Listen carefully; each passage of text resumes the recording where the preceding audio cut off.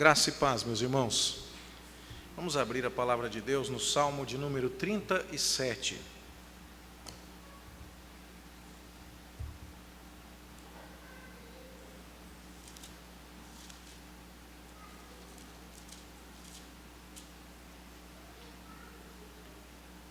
Perdão.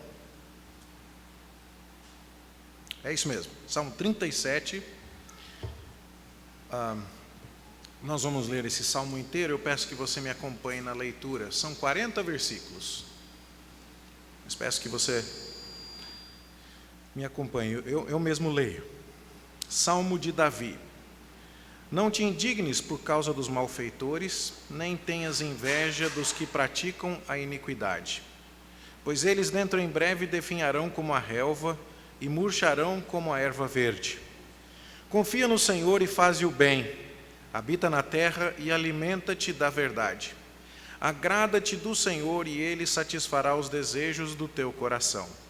Entrega o teu caminho ao Senhor e confia nele, e o mais Ele fará. Fará sobressair a tua justiça como a luz e o teu direito como o sol ao meio-dia. Descansa no Senhor e espera nele.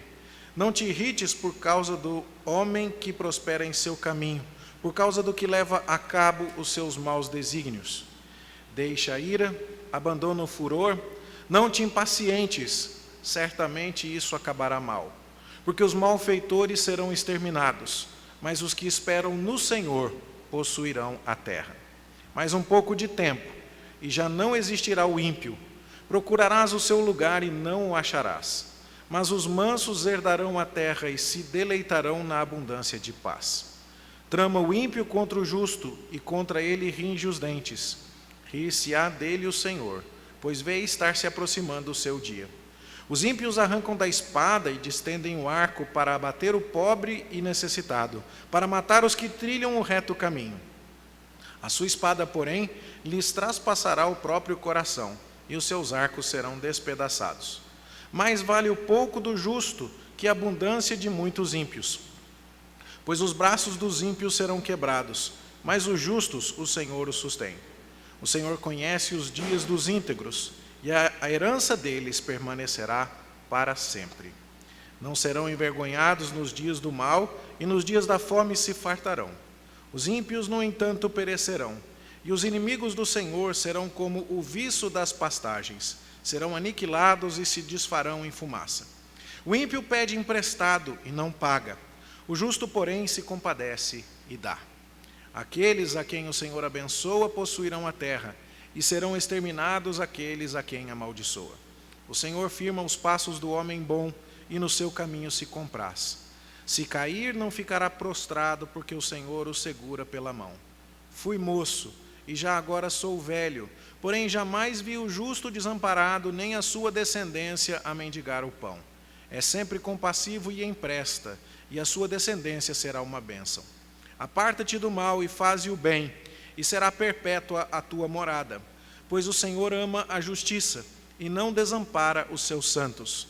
Serão preservados para sempre, mas a descendência dos ímpios será exterminada. Os justos herdarão a terra, e nela habitarão para sempre. A boca do justo profere a sabedoria, e a sua língua fala o que é justo. No coração tem ele a lei do seu Deus, os seus passos não vacilarão.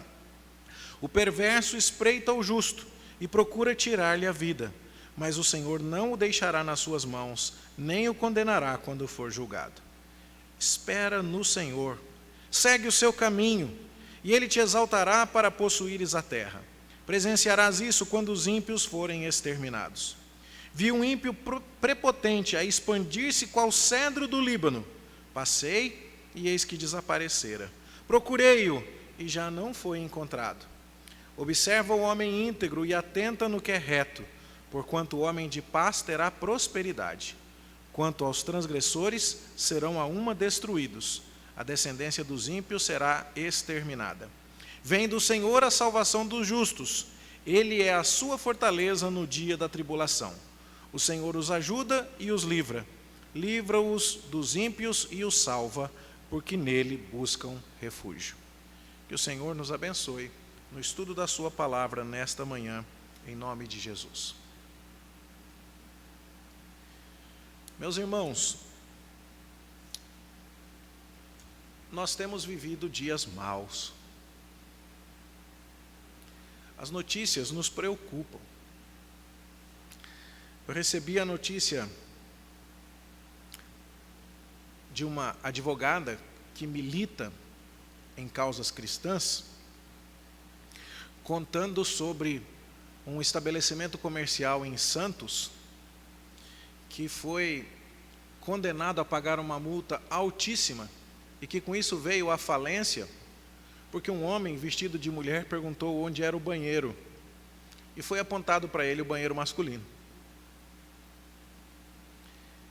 E esse ato foi considerado um ato de discriminação, e o juiz que deu a sentença falou assim, em seus arrazoados: o direito supremo da pessoa é o direito à sua própria individualidade, e como ela se percebe, ela deve ser percebida pelos outros. Dias difíceis, porque se eu me sentisse vacinado com 4 doses de Covid, eu ainda não conseguia embarcar para os Estados Unidos para fazer o meu curso. Eu tinha que apresentar a carteirinha. O que eu sinto para algumas coisas não vale. Se eu quisesse entrar na universidade na cota para negros, eu podia dizer que me sinto negro? Também não. Então, que seletividade é essa? Que dias maus são esses? Em que o certo é chamado de errado e o errado é chamado de certo. Desde quando discordar virou discriminar? E como nós nos sentimos às vezes frágeis e incapazes de tomar atitudes quando a gente vê o mal avançando. E quando a gente vê isso sendo literalmente pregado nas escolas, pregado na mídia, pregado nos filmes. O último filme da Disney Pixar, O Mundo Estranho, tem exatamente esse tipo de ideia já sendo divulgado para as crianças. E às vezes nós nos sentimos completamente incapazes de frear o avanço do mal no mundo. Nós não estamos sós. Pense nos dias de Noé e no mal avançando. Pense nos dias de Abraão e ele peregrinando pelo Egito com medo em relação à própria vida. Pense nos dias de Davi e ele sendo perseguido por Saul, que queria tirar-lhe a vida também. Pense nos dias do nosso Senhor e Salvador Jesus Cristo, que foi crucificado sem que nele houvesse qualquer erro ou falha. Os dias foram e serão maus. E nossa época não tem privilégio algum em relação ao passado e nem está pior do que já foram os dias em que o apóstolo Pedro foi crucificado de cabeça para baixo, em que o apóstolo Paulo foi decapitado, em que Tiago foi traspassado à espada, em que muitos cristãos foram lambuzados em betume e queimados vivos em praça pública. Muitos mártires derramaram o seu sangue, que se tornou a semente da expansão do Evangelho. Dias maus são o que podemos esperar deste lado da eternidade, do lado de fora do jardim do Éden.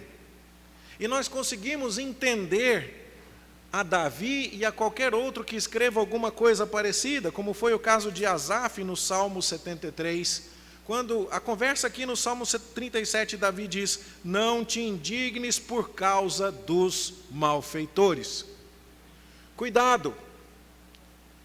Nós deveríamos esperar que o mundo estivesse mal. A Bíblia nos mostra que vivemos num mundo marcado pelo pecado. O reino parasita de Satanás está instalado, mas ele não tem a palavra final. Ele pode parecer vitorioso, mas não o é. Ele está numa vantagem momentânea, mas que é apenas e tão somente superficial.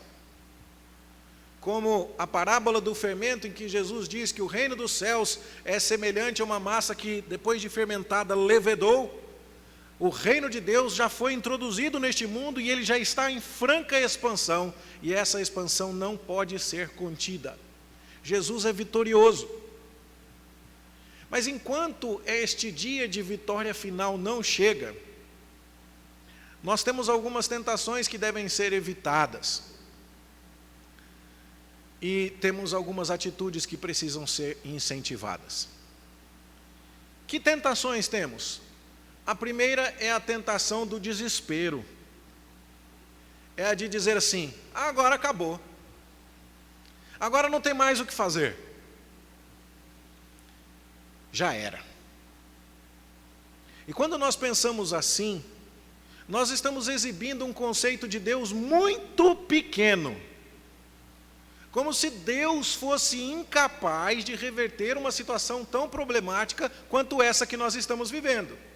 Quem sabe, há 50 anos atrás, quando tínhamos um outro congresso, uma outra política, uma outra gestão, quem sabe há 4 anos ou há 8 anos, quando o partido era roxo, ou quando o partido era marrom, ou quando o partido era dessa cor, ou quando o presidente era aquele homem, naquela época Deus estava no controle, mas hoje não pode estar no controle porque você tem visto a maldade.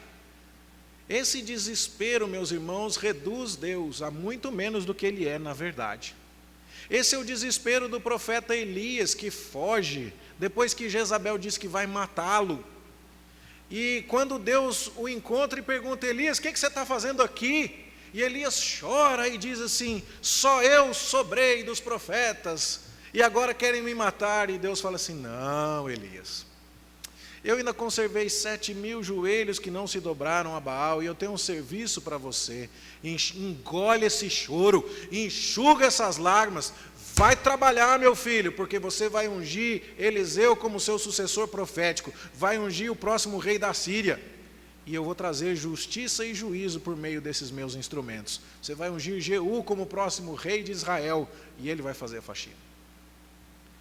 Nós precisamos tomar cuidado com um desespero que pode tomar conta do nosso coração quando a gente começa a se abastecer demais das notícias desse mundo e entrar em desespero porque o grupo do WhatsApp está fervilhando de notícia, e às vezes de notícia falsa inclusive, e às vezes de notícia tendenciosa inclusive.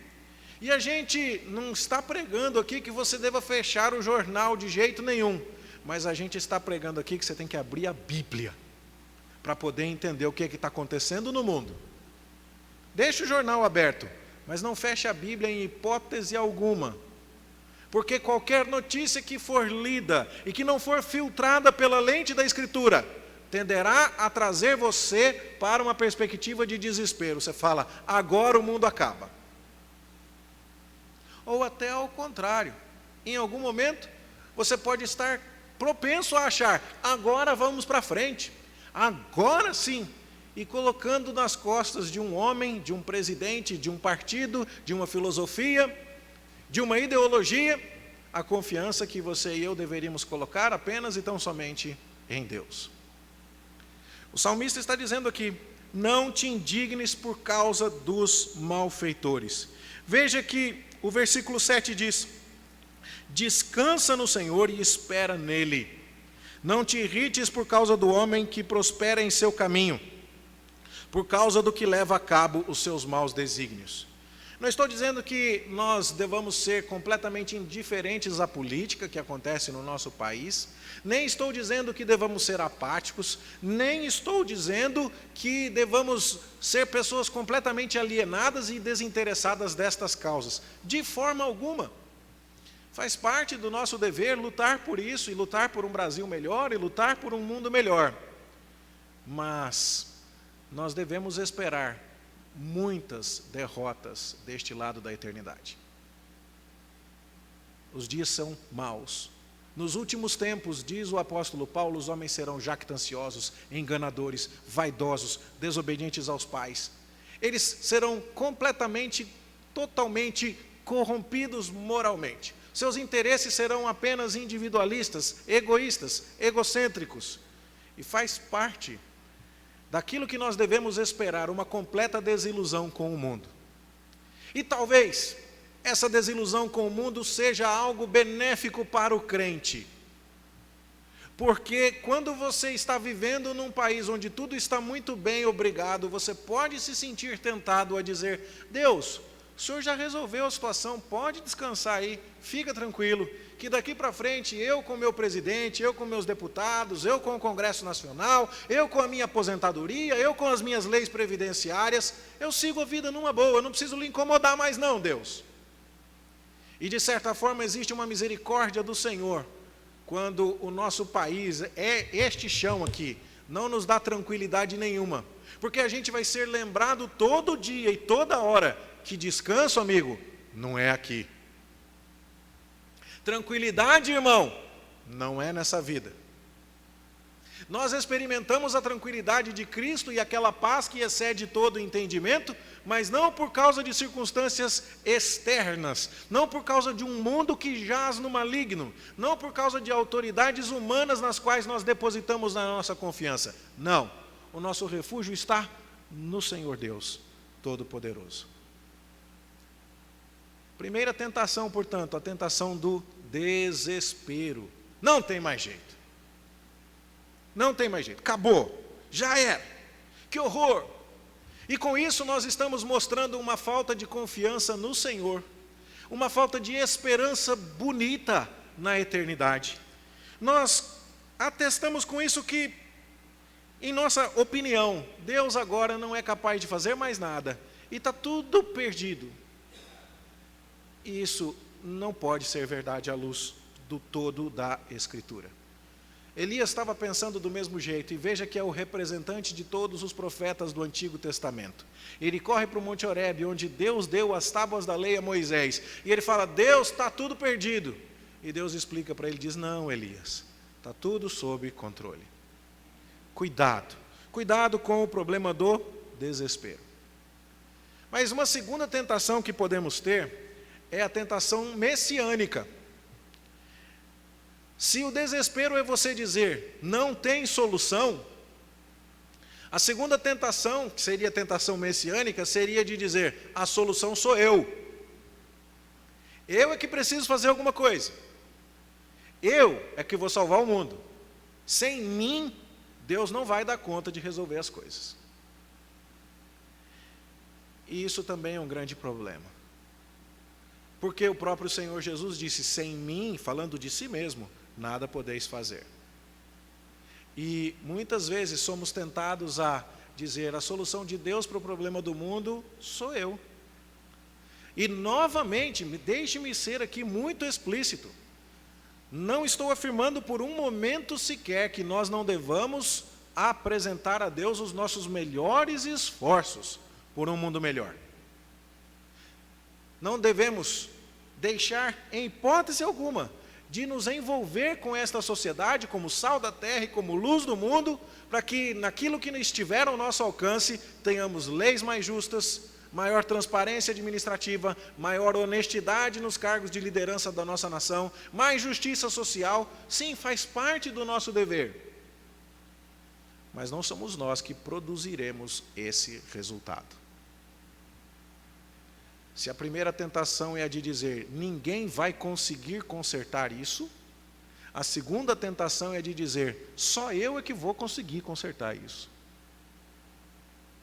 E aí o que acontece conosco é que nos sentimos esgotados, é que nos sentimos exaustos e frustrados, depois que as nossas melhores energias e melhores estratégias se mostram infrutíferas.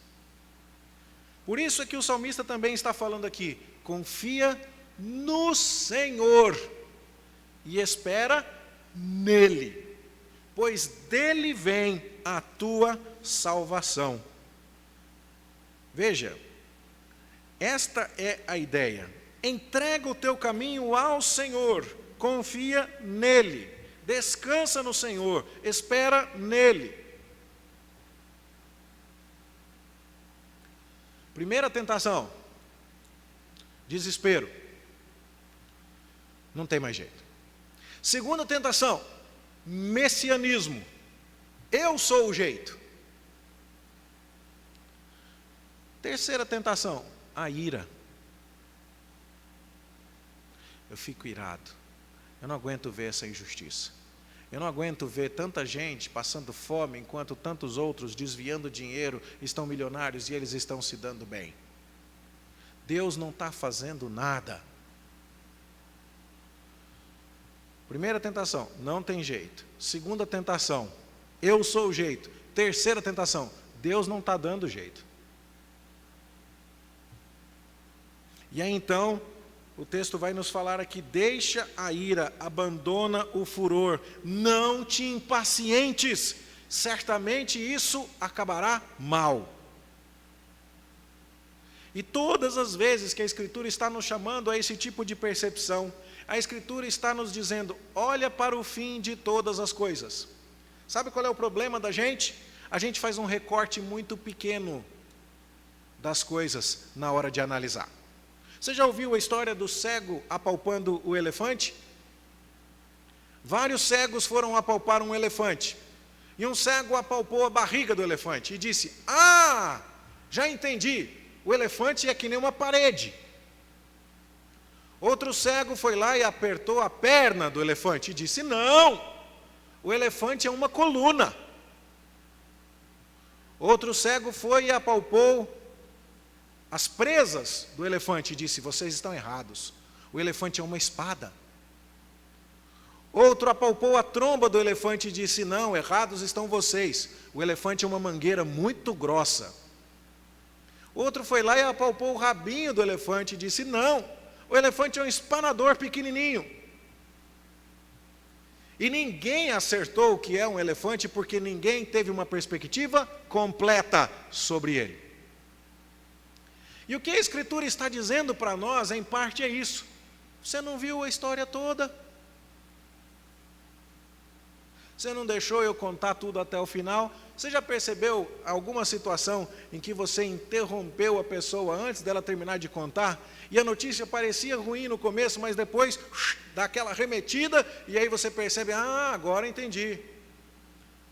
Tinha até um humorista que fazia uma piada com isso, dizendo: você não espera eu molhar o bico. Dizendo: espera eu contar a história toda para você decidir se você vai ficar contente ou se você vai ficar frustrado. A Escritura está nos dizendo o tempo inteiro: calma, calma, porque isso que está te deixando tão frustrado agora, tão irritado agora, isso vai acabar mal. Nós conversamos com os nossos adolescentes e jovens e falamos sobre isso. Eles querem ser populares na escola. Eles gostariam de ser aquele rapazinho da 7ª série, do 8º ano, do 9º ano, que todo mundo quer ficar perto deles. Mesmo que para serem populares assim, eles precisem bancar o estilo bad boy e receberem algumas suspensões para se tornarem populares, como aqueles que ousam desafiar o sistema. E aí então a gente vai vendo que aqueles muitas vezes populares nessa idade são os que acabam se enroscando muito lá para frente.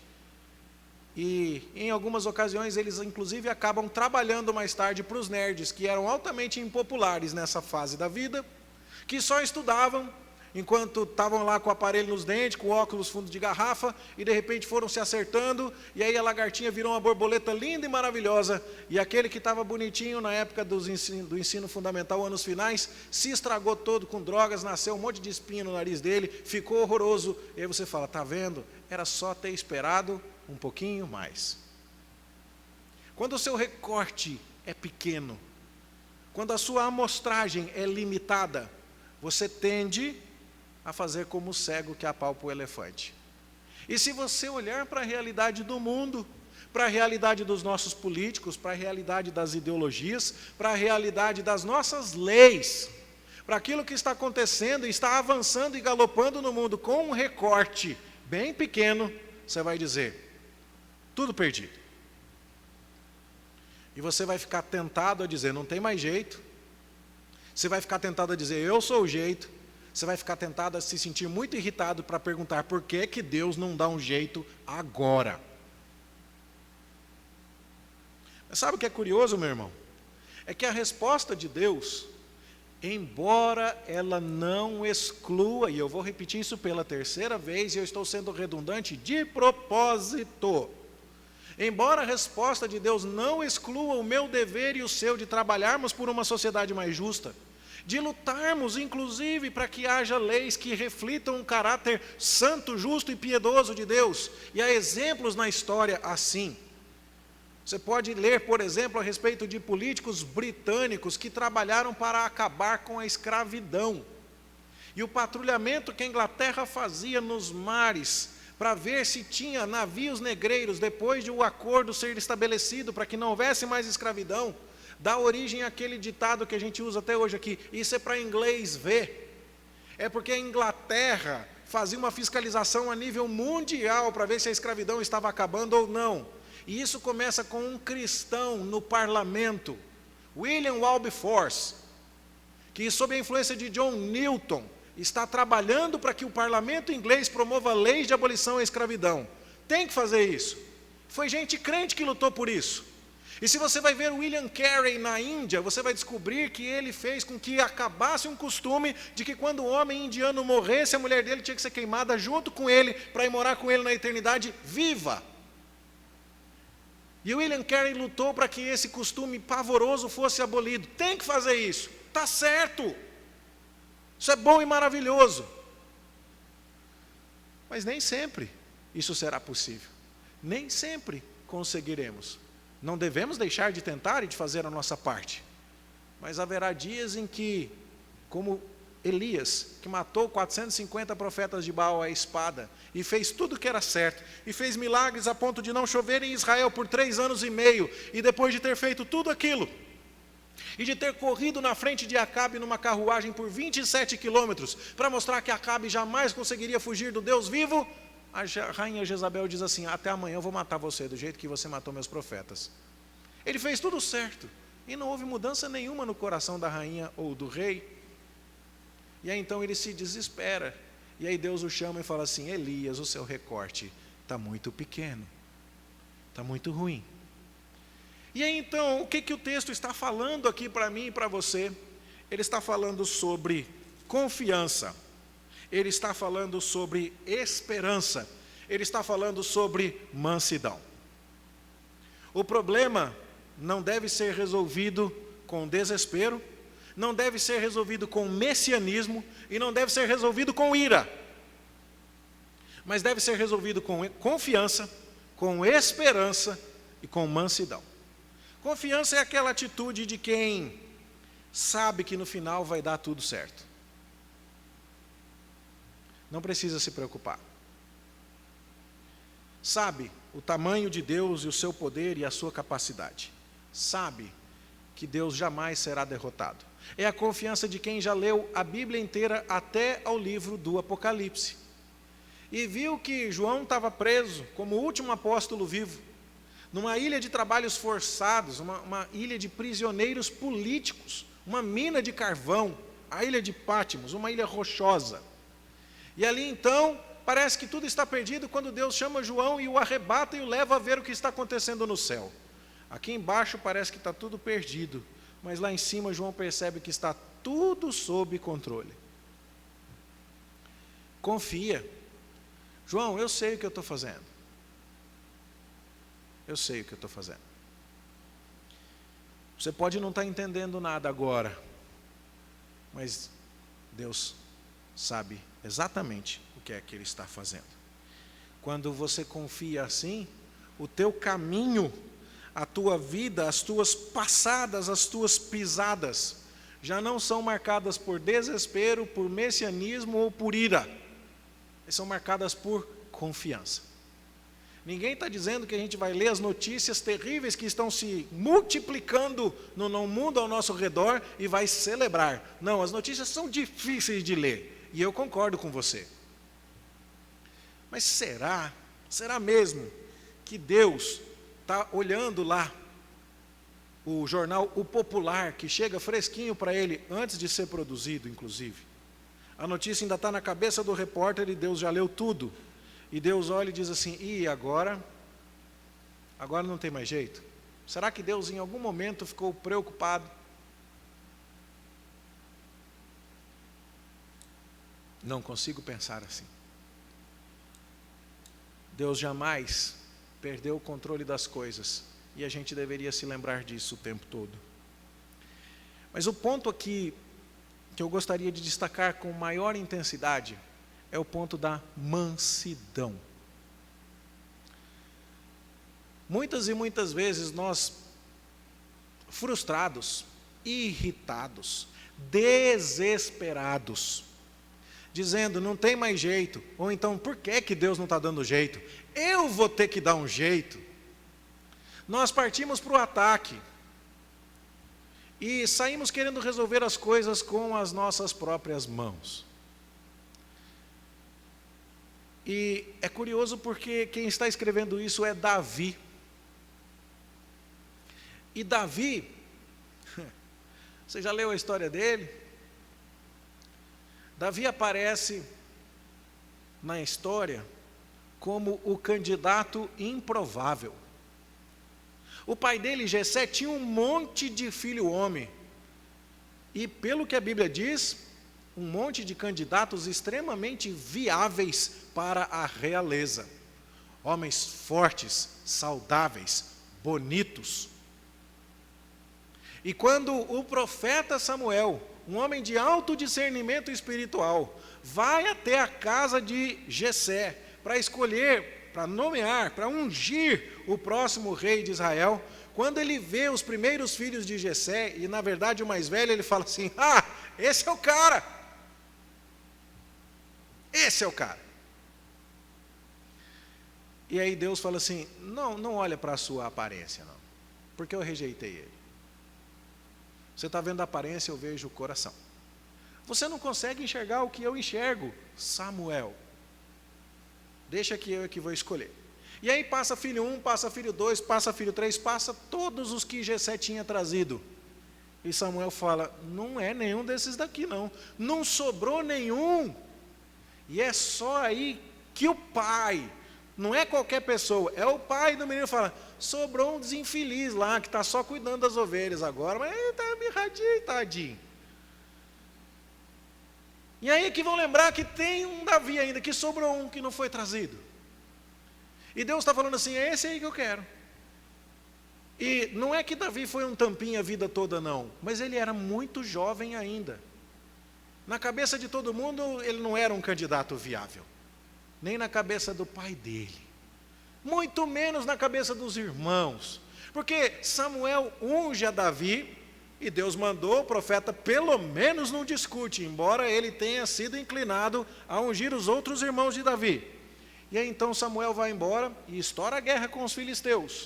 E o Saul, que tinha sido escolhido por ser o fortão e uma cabeça inteira mais alto do que todo mundo, está morrendo de medo.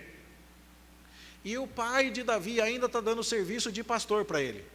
Porque os irmãos mais velhos foram para a guerra, mas Davi, mesmo ungido rei, já ficou cuidando das ovelhas ainda. E aí então Davi vai até lá e os irmãos chegam e falam assim, o que está fazendo aqui? Se fosse transliterar hoje seria, o que está fazendo aqui, pivete? Você é criança, você está nas fraldas ainda, volta para casa, vai pegar beijinho da mamãe. E o Davi fala assim, só vim trazer um queijo aqui, devia ser mineiro, né? O Jessé mandou um queijo para o comandante, para saber a notícia de vocês aqui, só vim trazer um queijo e tal, só fiz uma pergunta.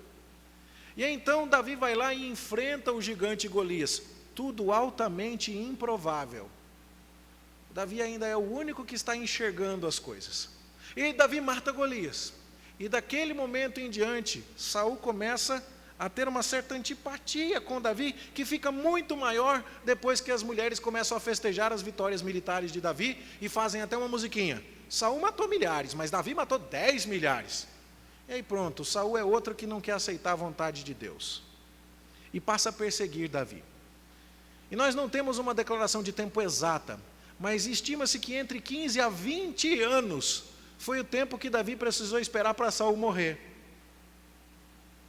E por pelo menos 3 vezes Davi teve a chance de matar Saul. Você consegue imaginar? O camarada jogou você lá para matar o gigante Golias, você foi lá e fez o serviço que era dele, Deus falou que o próximo rei era você, todo mundo enxerga isso, menos o rei. Aí o rei te dá a filha dele em casamento, mas como uma espécie de armadilha, tenta cravar você na parede com uma lança, briga com o próprio filho dele, Jonatas, porque o filho ficou amigo seu. O filho é crente e sabe que o reinado de Deus vai dar para você e não para Saul. E o próprio Jonatas não tem problema com isso. Ele diz: Davi, o rei é você, não vai ser eu, não tem problema. E o Saul não está nem aí com isso. E por 3 vezes o Davi tem a chance de fazer justiça com as próprias mãos. Mas ele diz: não, a solução não está em mim. Davi passa por momentos muito difíceis. Ele se esconde na caverna quando vai escrever o Salmo 142. Tira-me desta prisão. Mas ele olha para Deus. A solução ainda é Deus. A solução não é ele. Ele não vai fazer justiça com as próprias mãos. Ele não vai tocar no ungido do Senhor. Por mais incorreto que Saul esteja, Davi não vai fazer justiça com as próprias mãos. E note que isso é uma coisa bem diferente do que reprovar um pastor ou um líder que esteja fazendo coisas erradas. Isso deve acontecer. Isso precisa acontecer. Mas Davi não tem essa tentação de resolver tudo com as próprias mãos. E o que acontece? Quando chega a hora de Deus, Saul perece e Davi assume. O que é que Davi fez para assumir? Nada. Ele não tomou a coroa com a mão dele. Ele esperou a boa vontade de Deus. E isso por 20 anos. Aproximadamente. Houve a tentação de fazer justiça com as próprias mãos, houve momentos desesperadores em que ele se escondeu de Saul na caverna, mas Davi reage com mansidão. Mansidão não é ser frouxo. Mansidão não é aquele camarada fraquinho e inofensivo que é incapaz de matar um mosquito. Mansidão é poder sob controle.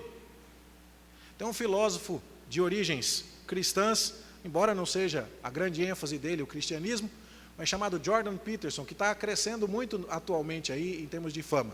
E ele diz algumas coisas interessantes. Ele diz assim: o que a gente precisa é de homens poderosos, mas que tenham esse poder sob controle.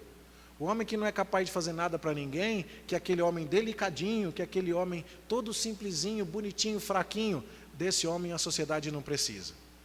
E é curioso porque na minha época de menino, os grandes heróis dos filmes de arte marcial, Bruce Lee e outros, eram homens letais. Não mexe com ele não. Mas ele tinha aquele poder todo sob controle. Ele sabia usar para o bem. Ele sabia usar para causas justas. Ele não usava as suas capacidades para o mal. O manso é assim, ele não é uma pessoa tonta. Ele não é uma pessoa incapaz. Ele não é um frouxo, um fracote. Não. Mas ele espera. Davi era o guerreiro que matou Golias, mas não matou Saul. Ele não era fraco. Não foi por medo. Foi porque ele disse assim: o que é meu, Deus vai me dar na hora certa. E é curioso porque o livro dos Salmos trata a respeito disso. O primeiro salmo que fala sobre o homem que permanece, ele diz assim: bem-aventurado o homem que não anda no conselho dos ímpios, não se detém no caminho dos pecadores, não se assenta na roda dos escarnecedores, mas tem o seu prazer na lei do Senhor. Ele vai ser como uma árvore plantada junto a ribeiros de águas e no tempo devido vai dar o fruto. Davi no tempo devido frutificou bastante. Mas os ímpios não são assim, são como a palha que o vento dispersa. Quem está lendo a coleção de salmos e vê uma árvore que vai dar muito fruto, que tem uma dinastia que permanece, vai pensar em Davi. Mas quem está vendo da palha que o vento dispersa vai pensar em Saul. E como é que Saul foi embora para Davi entrar? Foi Deus que resolveu isso. Lembra de um outro homem forte e capaz, e rico e poderoso na Bíblia, e que não tomou a terra que Deus lhe prometeu na força? O nome dele era Abraão. E nós paramos um pouco a exposição de Gênesis no final do ano passado, e vamos retomar em breve, se o Senhor assim nos permitir. Mas você sabe que Abraão, quando chegou o momento de sepultar a sua esposa, ele comprou a terra para sepultá-la. Ele não entrou em disputas militares com os habitantes de Canaã para tomar tudo aquilo no grito. Ele esperou que Deus desse a sua descendência, 400 anos depois, quando ele já estava morto há muito tempo, a terra. Mas todas essas coisas apontam para o Senhor Jesus Cristo. Abraão, com seu poder e com sua mansidão, lembra Davi com sua força e sua mansidão, mas ambos estão apontando para aquele sobre quem nós lemos em Mateus capítulo 11, aprendei de mim, porque eu sou manso e humilde de coração. E foi por isso que nós cantamos, mais de Cristo eu quero ter, mais da sua mansidão, ter da sua compaixão e da sua mansidão. Foi por isso, inclusive, que nós cantamos a respeito das afrontas. Conta-me as duras afrontas que mansamente ele sofreu, como de mãos estendidas ele por ímpios morreu. Refletindo o texto de Isaías capítulo 53 que havíamos lido, quando diz que Jesus, como uma ovelha muda perante os seus tosqueadores, não abriu a boca. E Davi está dizendo aqui, os mansos herdarão a terra. E ele fala sobre posse de terra ao longo de todo este salmo aqui. E ele fala sobre quem é que no final das contas vai sair vencedor. E são aqueles que confiam em Deus, que mantêm a esperança em Deus e que agem com mansidão. Note que mansidão não é a mesma coisa que ser trouxa. Mansidão não é ser otário, não é ser bobo. Mas mansidão é saber, Deus está no controle. Eu não preciso entrar em desespero. Eu não preciso ficar irado. Eu não preciso assumir uma postura messiânica. Eu posso confiar, no momento certo, o que é meu está guardado e vai chegar na minha mão. E se por acaso eu estou desesperado, e se por acaso eu estou desconfiado, se por acaso eu estou triste ou pessimista, provavelmente é porque o meu recorte não é bom. Eu estou parecendo um cego apalpando o elefante. Eu não vi a história toda. Sabe por quê? Quando a gente olha para Davi, a gente consegue ver algumas coisas. Deus falou que Davi ia permanecer. Houve uma dinastia davídica de reis, até chegar num rei que vai reinar para sempre? Sim, houve. Quem é o rei que reina para sempre? O Senhor Jesus Cristo. O Senhor Jesus, que entregou a sua alma mansamente na morte, ele viu muitos como resultado do seu sacrifício? Viu, aqui estamos nós, ótimo. Mas e a terra do Abraão? Você já parou para pensar que até hoje ela não é ocupada pacificamente pela descendência de Abraão? Mas nós não nos sentimos autorizados a desconfiar disso, nós aguardamos novos céus e nova terra, nos quais habita a justiça. E isso significa que nós estamos esperando a concretização de algumas promessas. E nós não precisamos duvidar que vamos possuir a terra prometida. Por quê? Porque Cristo já venceu a morte, porque Jesus é o descendente real de Davi, porque as promessas de Deus não falharam. Então a gente precisa de um recorte um pouco maior. Hoje nós estaremos sendo lembrados, daqui a pouco, pela participação na ceia, de que a vitória já está garantida. Deus já mandou aqui a degustação, o couvert, da grande festa das bodas do Cordeiro, a festa da vitória sobre a morte, para dizer, pode festejar, porque a vitória já está garantida. Não faz sentido vir aqui banquetear sobre um Cordeiro vencedor e andar em desespero, como se tudo estivesse acabado. Não faz sentido comer desta festa de vitória e andar por aí achando que somos nós quem devemos produzir o resultado verdadeiro, porque a vitória veio através do sacrifício daquele que foi manso para entregar a sua alma na morte, submeter-se à vontade do Pai, confiar e esperar no Pai, até que o próprio Pai lhe trouxesse a vitória. E é assim que nós precisamos agir, meus irmãos. Nós precisamos de uma atitude melhor quando os dias são difíceis. Nada de desespero, nada de ira, nada de messianismo. Ao contrário, confiança, esperança e mansidão. Os mansos herdarão a terra, é a palavra aqui do Salmo 37, repetida de várias formas e em vários contextos aqui. Veja que o verso 9 diz, os que esperam no Senhor possuirão a terra. O verso 11 diz, os mansos herdarão a terra. E você vai ver vários outros momentos aqui no Salmo, isso sendo repetido. E a descendência dos ímpios será exterminada. Irmão, no final vai dar tudo certo. E se ainda não está tudo certo, calma, porque não chegou no final. Enquanto o final não chega, não ceda ao desespero, à ira ou ao messianismo. Confie, espere, seja manso. Que o Senhor Jesus nos abençoe e esteja conosco para nos lembrar disso em todo o tempo. Que assim seja para a sua honra e glória. Amém. Nós vamos cantar uma música que diz assim, eu sou herdeiro com Cristo. eu vou com ele morar, dando a ideia da nossa vitória definitiva. Enquanto estivermos cantando, nós convidamos nossos irmãos presbíteros para que venham à frente para celebrarmos a ceia do Senhor.